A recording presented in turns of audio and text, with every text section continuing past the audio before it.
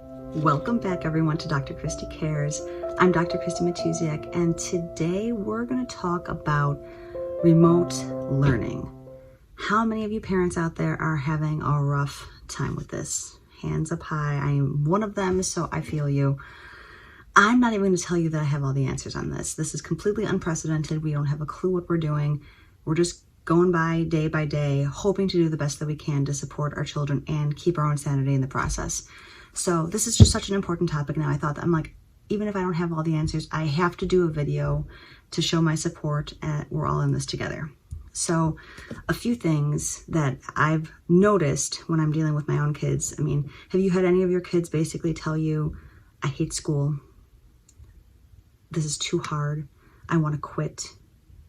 My first grader's telling me these things. I don't know about yours. And I've had other parents in my office tell me frequently that they've had what used to be happy, fulfilled, totally joyful kids looking depressed and sad all the time. This is just not okay. That said, we aren't powerless in this entire time. So there's more that we can do than just push them through and, or not make them do any of their assignments. I'm trying to find us a really strong balance between inspiring a work ethic and making sure that they remain having some tenacity and determination and hardworking as part of their skill set to get their work accomplished, but also balancing that with the fact that, this is just not normal. This is not a normal way to learn for a 6, 7-year-old, whatever kind of child you have, especially the younger grades. This is becoming really difficult.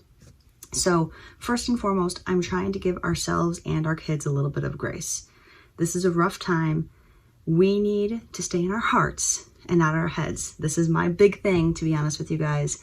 This is really hard for me to do. But I can promise you, when we stay here, instead of going through, what we think should be done, and we just meet our kids where they are, and we have patience to look at them with kindness and love and support, they respond much better to that. So first and foremost, patience and grace, kind of meeting them where they're at. Secondly, the thing that I found recently that was helpful for at least my son is pattern interrupts. So do a dance party, do jumping around. Okay, dance parties don't work for my kid. He doesn't like to dance.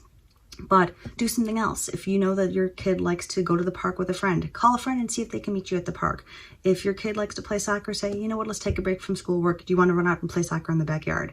Do anything to break that pattern, because when they're in that mode of, I hate school, I don't like this, I'm sad, I'm miserable, nothing's going to get better, the only thing that's going to break that is by completely interrupting the pattern, removing them from the situation and letting it go.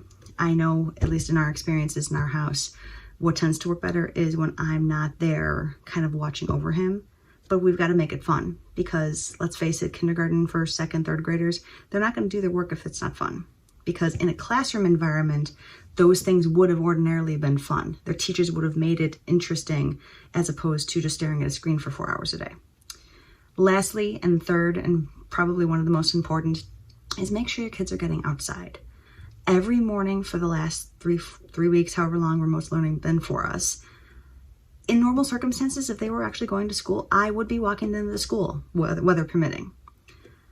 It's been really nice lately. And so every morning before they start school at home, we go for our walk. It might just be around the block. Sometimes if we have more time, we'll go a little bit longer, but it gets them some fresh air. It gets them a little bit of sunlight.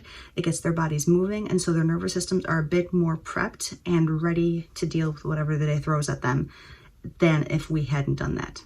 So like I said, guys, I do not have all the answers on this topic, nowhere near it.